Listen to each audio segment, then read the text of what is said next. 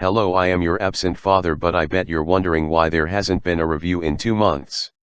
Well, here is what Ramen was doing in that time frame. I've got big balls! I've got big balls! Anyway, pull your pants up since I can see your left nut from here and watch this fucking stupid video. So in this video, I'll be reviewing Sonic Adventure, which is a 1999 platformer released alongside the Dreamcast, but the version I'll be playing was the one released on Xbox 360 in 2010. So yeah, I haven't made a review in 2 months since fuck you. This is my channel, I can do whatever the fuck I want. And with videos, they're kind of gonna come out slowly, mainly just because I don't really have much time to due to school and all that. But, you know, as you can see, I got a new backdrop, you know, Beastie Boys poster, because Beastie Boys are awesome, and got a new laptop so I can edit more.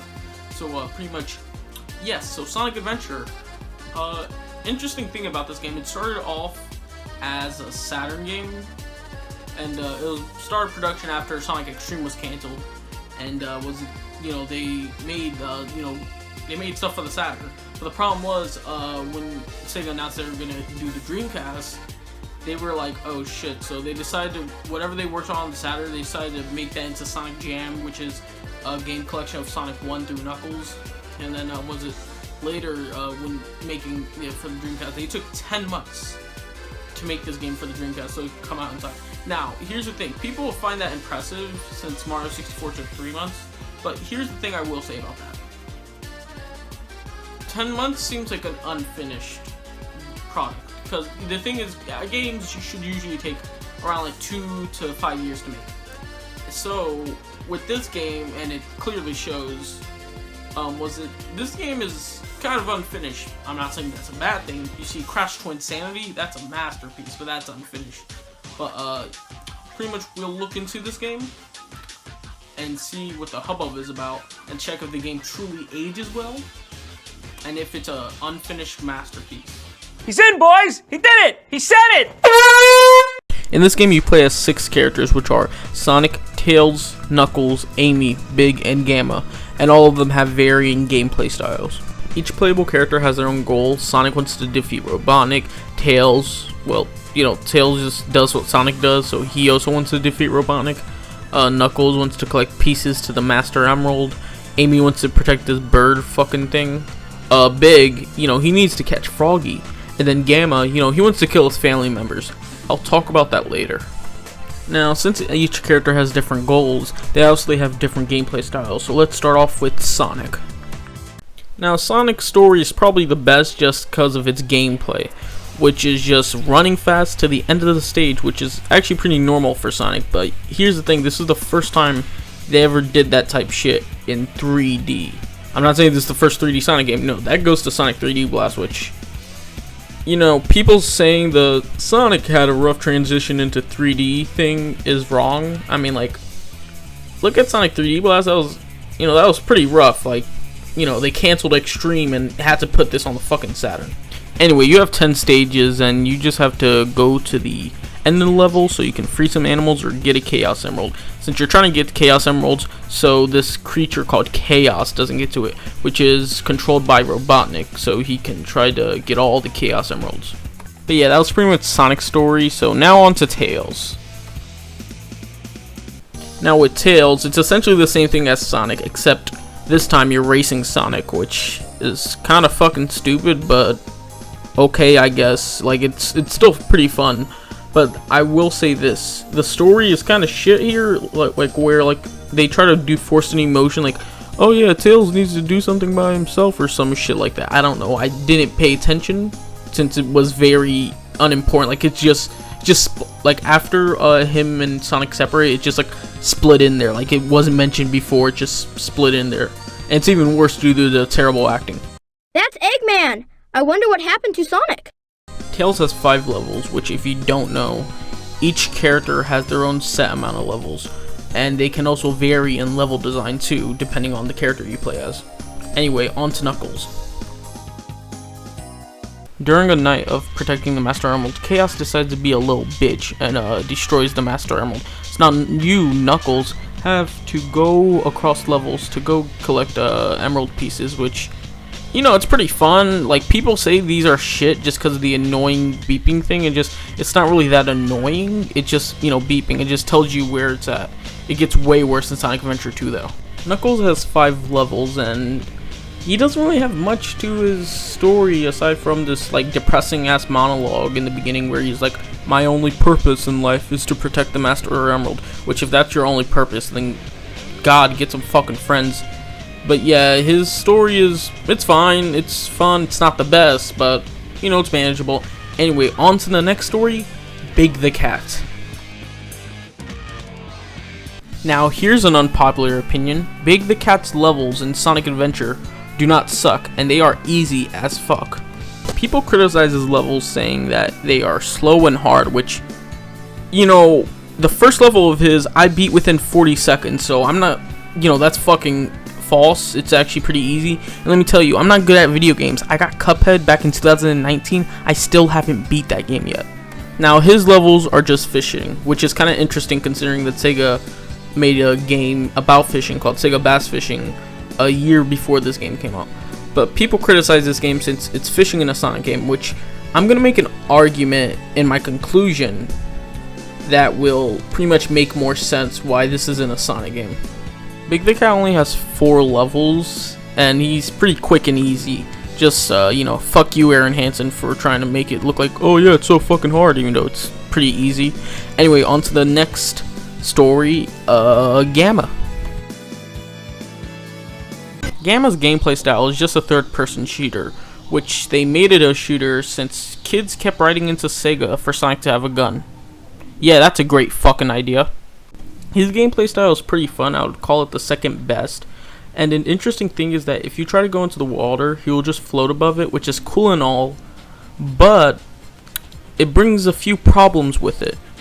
Now, Gamma's story is probably the most emotional of them all, and I know he's a robot, but let me explain. Robotnik creates you so you can do his dirty work. You keep doing this until you meet Amy, which she essentially brings you sentience, and Gamma starts to feel things that he has never felt before, which are human emotions. And he's a robot, so that's saying something. After gaining artificial intelligence, he decides to kill his brethren. Why? Well, if you know anything about the Sonic series, Robotnik traps animals so he can turn them into robots, which Gamma and his family are just a bunch of birds, so he's just killing them so he can free the birds within those robots. And he does that, so then he kills himself. You know, it's like some tugging at my heartstrings. Like, I cried at the, like, I'm not joking, I legit cried at this the first time I saw this shit.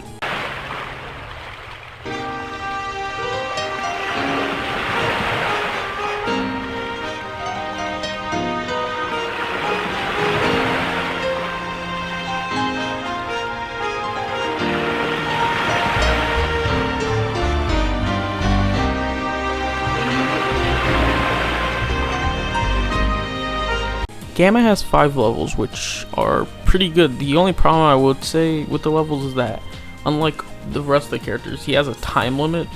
So, yeah, but that didn't really affect me until I got to the final level where I died multiple times because of the time limit.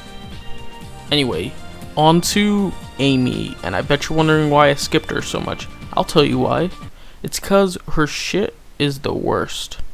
Well, I think Amy's story is the worst, mainly because it's way too fucking slow, which you might argue, well, Big was slow too. Well, here's the thing.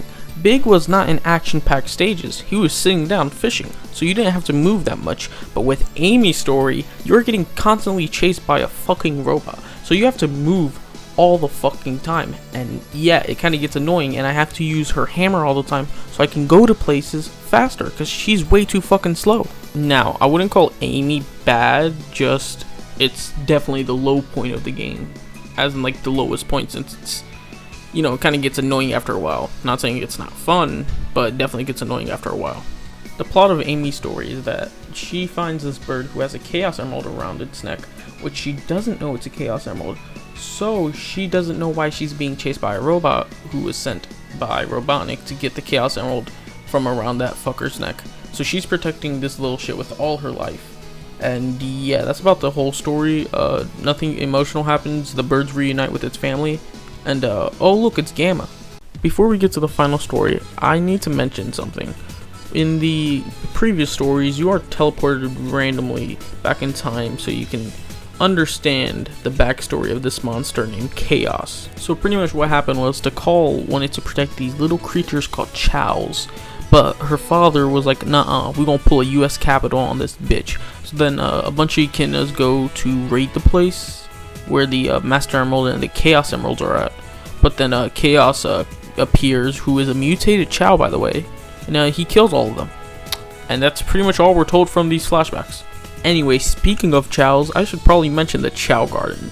There's a bunch of extra shit to do in this game, but this is by far the best since you are taking care of these little Tamagotchis. And throughout the levels, you collect these little animal guys, and you have to give these to your little Tamagotchis so they can be ready for the Camp Town races. And the best part is, you don't have any limits to your name, aside from like character size, but like you can name them pretty much whatever the fuck you want. Now I'm gonna show you a race with my Chow named Ye so we can see how great he is.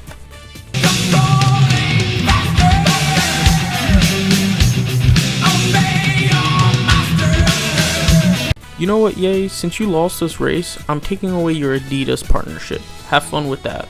Anyway, in the final story, Chaos collects all 7 Chaos Emeralds and betrays Robotnik and destroys the entire fucking city. So now, it turns out that he only used the negative energy out of the Chaos Emeralds, so you can use the positive energy to turn it into Supersonic, which you look like you're about to fucking commit a homicide. And yeah, this, thing about negative energy is never brought up again in future Sonic games. So Sonic defeats Chaos, and then Tikal comes out of nowhere, and she uses the Force to choke out Chaos. Then she raises him and herself up to heaven or some shit. I don't fucking know. Random Chows appear, just random shit. Anyway, that was a fine ending. But before we get to the conclusion, I want to discuss a few things. Now, a problem with this game is the cutscenes, which are just absolutely fucking terrible. I don't know if people liked them when they came out, but I definitely don't like them now. They have terrible acting. I mean, I've seen better acting in pornos. The animation, god damn, the animation doesn't even sync up with half the shit they do.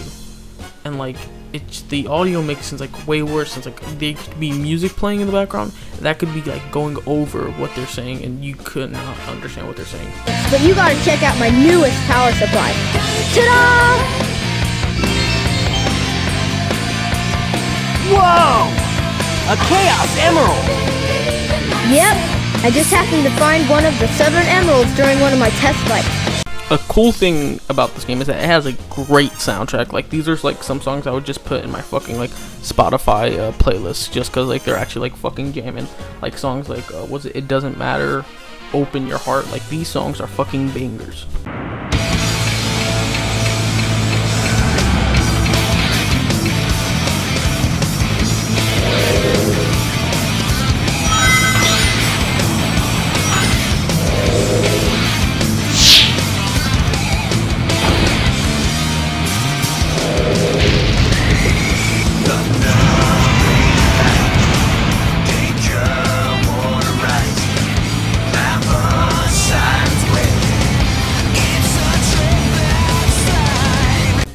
I would compare this game to the album Freaky Style by Red Hot Chili Peppers, since you have good songs like Jungle Man, but then you have songs like Sex Rap. What the fuck? Okay, this album's good as a whole, but why the fuck is this song on a good album? Now, before we get to the conclusion, here is the most awkward moment of the entire game.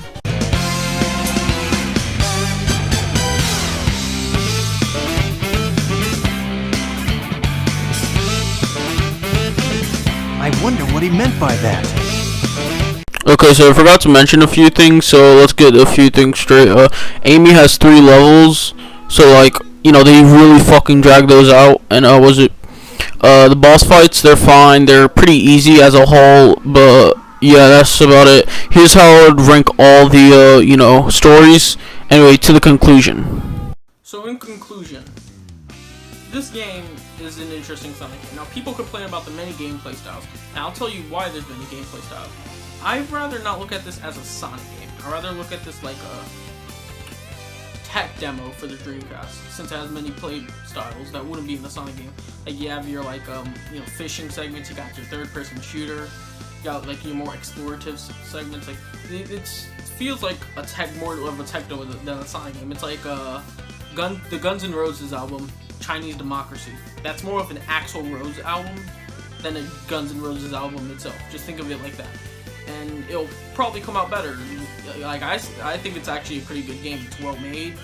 There are a few problems with it, obviously, with it being unfinished and whatnot. But yeah, mainly like it's a good game. Would I call it the best? Definitely not. No, it's not that good.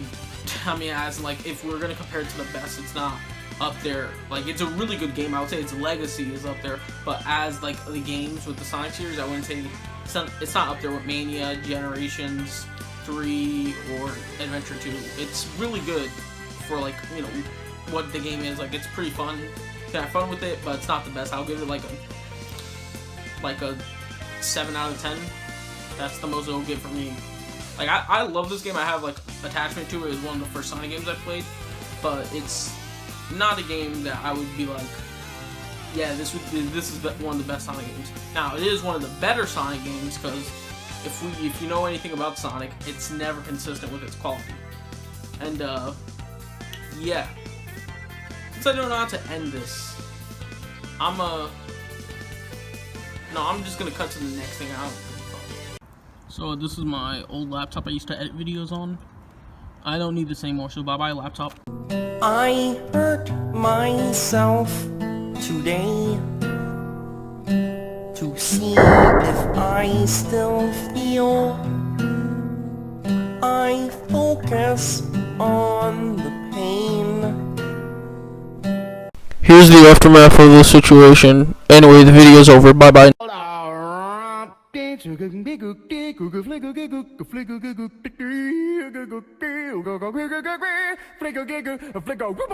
Lucifer.